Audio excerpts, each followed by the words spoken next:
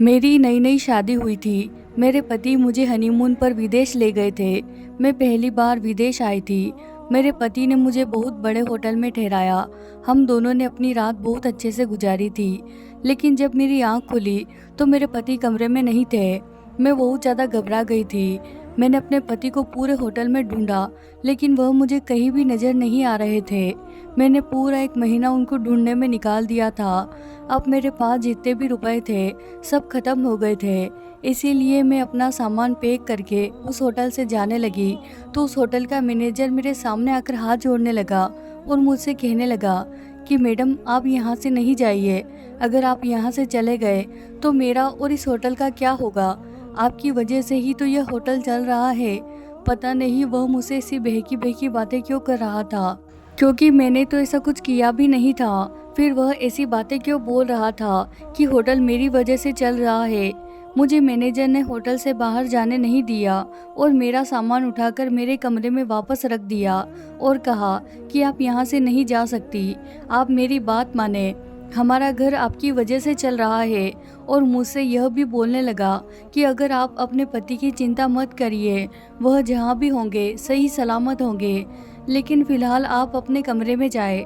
अगर आपको किसी भी चीज़ की कोई ज़रूरत हो तो बेझिझक हमें बताइएगा। मैं उन लोगों की बात सुनकर अपने होटल वाले कमरे में वापस आ गई और सोचने लगी कि यह होटल वाले लोग मुझे इस तरह की इतनी इज्जत क्यों दे रहे हैं। आखिर मैंने किया क्या है? जहाँ तक मुझे याद है मैंने तो ऐसा कुछ भी नहीं किया। फिर यह सब क्या है? होटल के लोग मुझे समय समय पर सब कुछ पहुँचाते रहते और जैसे ही रात होती मेरे लिए चाय या कॉफ़ी भिजवा देते और मुझसे कहते कि मैडम, आप निश्चिंत होकर सो जाए, आपको कोई भी परेशान नहीं करेगा। और मुझसे कहते कि अगर आपके पति आएंगे तो आपके पास भिजवा देंगे। एक बात बहुत अजीब सी थी कि मैं जब भी चाय पीती बहुत गहरी नींद में चली जाती और सुबह मेरी आंख खुलती तो मैं बहुत थका थका सा महसूस करती। मैं बहुत परेशान थी कि यह सब मेरे साथ क्या हो रहा है। अगर मैं बाहर कहीं जाती तो यह लोग मुझे जाने भी नहीं देते थे। एक दिन मैंने सोचा कि आखिर ये लोग मेरे साथ ऐसा क्या करते हैं। आज वेटर मेरे लिए जब कॉफ़ी लेकर आया तो मैंने नहीं पी और मैं सोने की कोशिश करने लगी। मैं सो गई। लगभग 2 बजे मेरी आंख खुली तो मैं देखकर हैरान रह गई, क्योंकि मेरे बिस्तर पर मैं अकेली नहीं थी, मेरे साथ एक लड़का सोया हुआ था। जब मैंने लाइट ऑन करके देखा तो मेरे होश उड़ गए, क्योंकि वह मेरा पति नहीं था। मैं ज़ोर ज़ोर से चिल्लाने लगी। मैंने गुस्से से कहा कि आपने मेरे कमरे में किस आदमी को घुसा दिया है? आप लोग मेरे साथ क्या कर रहे हैं? तभी मैनेजर बोला, मैम, अब ध्यान से देखिए, ये आपके पति है जिसे आप तलाश कर रही थी, वही तो है। यह तो हर रोज़ आपसे मिलने आते हैं। मैंने कहा, यह मेरे पति नहीं है, आप लोग झूठ बोल रहे हैं। जब मैं यहाँ आई थी तो क्या आपने मेरे पति को नहीं देखा था? मैंने अपने मोबाइल से फ़ोटो निकाली और उनको दिखाया कि यह मेरे पति है। मेरे ज़ोर ज़ोर से चिल्लाने की आवाज़ सुनकर सारे वेटर और मैनेजर वहां पर आ गए। इन सभी शोर के बीच में वह लड़का भी उठकर बैठ गया। जब मैंने उस लड़के को ध्यान से देखा तो मैं थर थर काँपने लगी। मेरे तो रोंगटे खड़े हो गए थे।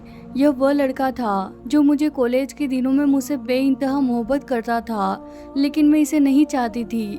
वह बड़े घर का बिगड़ा हुआ लड़का था, इसीलिए इसे हर लड़की के पीछे पड़ने की आदत थी। यह मेरे पीछे भी हाथ धोकर पड़ गया था कि मैं तुम्हें दिलो जान से चाहता हूँ, लेकिन मैंने उसकी बातों पर कभी भी ध्यान नहीं दिया। यकीन करती भी तो कैसे करती? मैं एक गरीब घर की लड़की थी और वह बहुत ही अमीर लड़का था। यह रोज आए दिन लड़की चेंज करता था। ऐसे में मैं कैसे इस पर विश्वास कर लेती? यह मुझे हर तरीके से पाने की कोशिश करता था, मगर मैं इसको अपनी ज़िंदगी में शामिल नहीं करना चाहती थी। रोहन ने अपने घर वालों को भी मेरे घर भिजवाया था, लेकिन मैंने अपने माँ बाप को बता दिया था कि रोहन कैसा लड़का है। रोहन की एक आदत थी कि अगर वह किसी चीज़ के लिए पीछे पड़ता तो उसे हासिल करके ही छोड़ता था।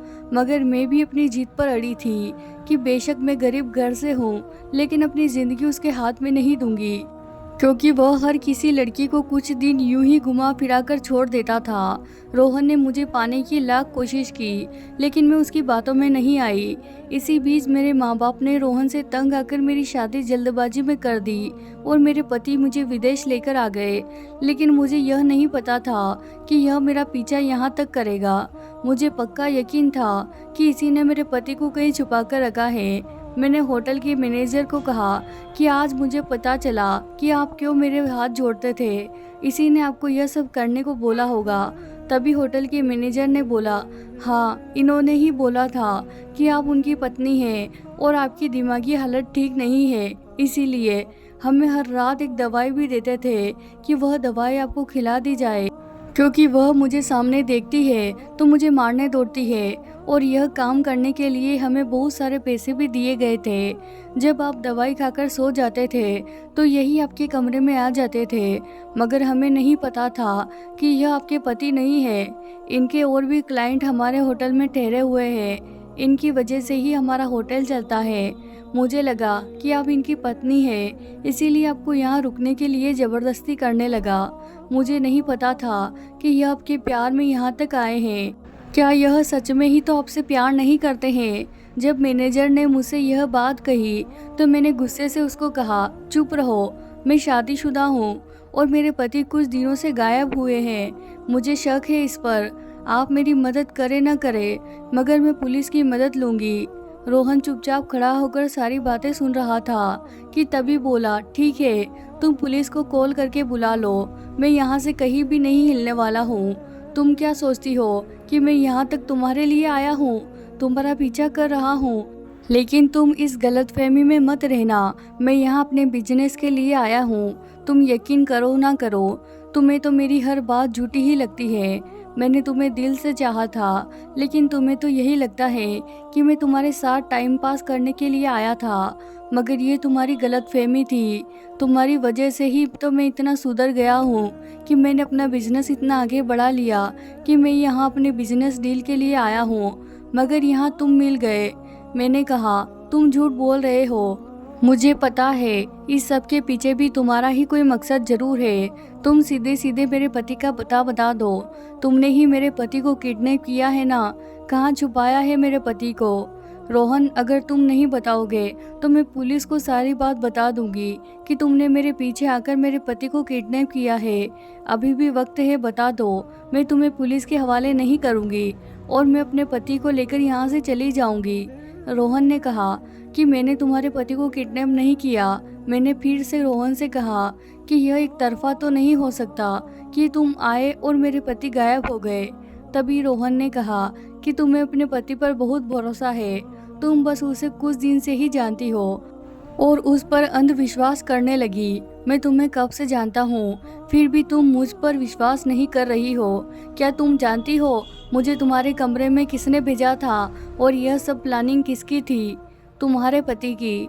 इस सब के लिए तुम्हारे पति ने मुझसे बहुत सारे पैसे लिए हैं। तुम्हारा पति गांव की लड़कियों को लाकर यहाँ बड़े लोगों को बेच देता है। वह तो अच्छा हुआ कि तुम किसी और के हाथों नहीं बिकी। जब तुम्हारा पति किसी से फ़ोन पर बात कर रहा था और उसने पैसों की डील भी कर ली थी, तो उसने बोला कि वह लड़की इसी होटल में है, और जब उसने तुम्हारा नाम लिया तो मुझे लगा कि तुम हो सकती हो, तो मैंने उससे जाकर बात की और उससे पैसों की डील कर ली।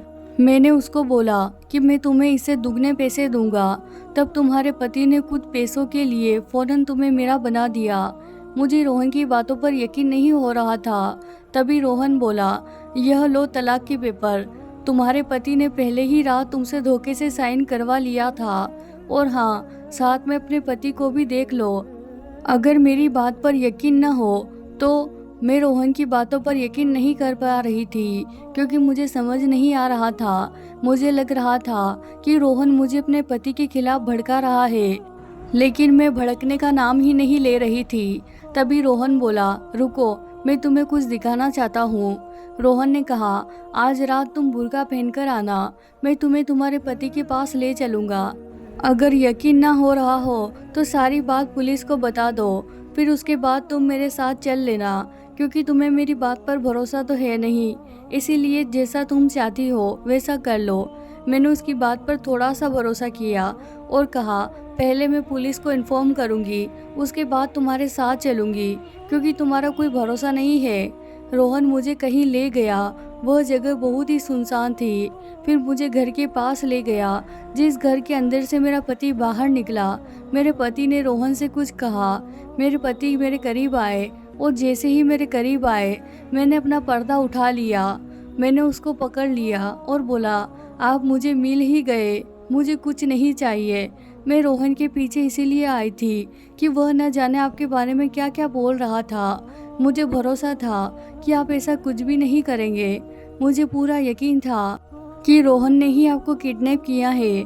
मैं रोहन पर यकीन करके इसीलिए यहाँ तक आ गई, क्योंकि मुझे पता था कि आप मुझे रोहन के जरिए ही मिलेंगे। ये बात जब मेरे पति ने सुनी तो वो जोर जोर से हंसने लगे।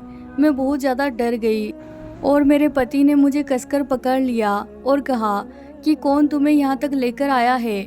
मुझे किसने किडनैप किया है? मुझे किसी ने किडनैप नहीं किया है और मैं तुम्हारा कोई पति नहीं हूँ। मैंने तो तुम्हें कब का भेज दिया है। जब मैंने ये बात सुनी तो बहुत तेज का झटका लगा और मेरा पति अभी मुझे बात ही कर रहा था कि पुलिस के आने की आवाज़ आई। पुलिस की आवाज़ आते ही मेरे पति मुझे 2 थप्पड़ लगा दिए और बोला कि तुमने पुलिस को इन्फॉर्म क्यों किया है? पुलिस मौके पर आई और मेरे पति को पकड़कर ले गई। पुलिस ने बताया कि हम लोग कब से इसकी तलाश कर रहे थे। कितनी लड़कियों की कंप्लेन हमारे पास थी, लेकिन कोई सबूत नहीं मिल रहा था। वो तो अच्छा हुआ कि आपने हिम्मत दिखाई और अपने पति को पकड़वा दिया। मैंने कहा कि मैंने कुछ नहीं किया है, ये जो रोहन खड़े हैं इसी ने सब कुछ किया है। आप इनका शुक्रिया अदा करिए। रोहन मुझे विदेश से गांव ले गया और सही सलामत मुझे मेरे माँ बाप के पास पहुंचा दिया। मेरे साथ जो कुछ भी हुआ वो सब कुछ मेरे माँ बाप जान गए थे और जब रोहन जाने लगा तो मैंने उससे माफ़ी मांगी। मैंने रोहन से कहा कि मैं तुम्हें कितना गलत समझ रही थी। अगर तुम नहीं होते तो मैं अपने माँ बाप के पास कभी नहीं पहुँच पाती। मैं तुम्हारा शुक्रिया अदा कैसे करूँगी? तुमने मुझ पर बहुत बड़ा एहसान किया है, मैं ये एहसान कैसे उतारूँगी? ये बात सुनकर रोहन मुझसे बोला कि तुम ये एहसान एक तरीके से उतार सकती हो, तुम मुझसे शादी कर लो। जब उसने ये बात कही तो मैंने उससे कहा कि अगर ये एहसान इस तरीके से उतरेगा तो मैं तुमसे शादी करने के लिए तैयार हूँ। तभी रोहन ने कहा कि तुम मुझे आज भी दिल से नहीं अपनाना चाहती। मैंने कहा, ऐसा कुछ नहीं है, मैं तुम्हें चाहती थी लेकिन डरती थी कि तुम मुझे कहीं बीच रास्ते में न छोड़ दो। इसीलिए मैंने अपने दिल को समझा लिया था और मैं तुमसे दूर होती चली गई, क्योंकि मुझे यकीन था कि तुम मुझे भी वाकई लड़कियों की तरह ही छोड़ दोगे। मगर तुम मुझे सच में ही प्यार करते थे। मुझे अब एहसास हो रहा है, मेरी और रोहन की शादी बहुत ही अच्छे से हो गई। अब हम दोनों अपनी ज़िंदगी में बहुत खुश हैं। तो प्यारे दोस्तों, ये थी हमारी आज की कहानी। अगर आपको कहानी पसंद आई है तो इसे लाइक ज़रूर कीजिए, साथ ही कमेंट ज़रूर कीजिए और अभी तक आपने हमारे चैनल को सब्सक्राइब नहीं किया है तो ज़रूर कर ले। धन्यवाद दोस्तों।